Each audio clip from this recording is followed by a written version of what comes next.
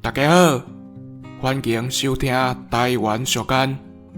今仔日要甲大家介绍的俗间是：囡仔人有耳无喙。相信真侪人在做囡仔的时，常常会去互是大人讲“囡仔人有耳无喙”这句话，意思就是讲大人的代志，囡仔人莫问遐济，准若有听到，嘛袂使过喙。伫传统社会的观念，囡仔的角色就是顺从时大的意思，时大安怎讲，囡仔就安怎做。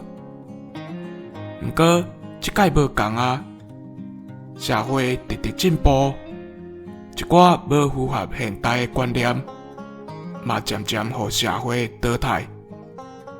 搁再讲，有时囡仔的头壳无影会较输大人，若会当互囡仔合理去发挥，原来会互大人有料想未到的成果哦。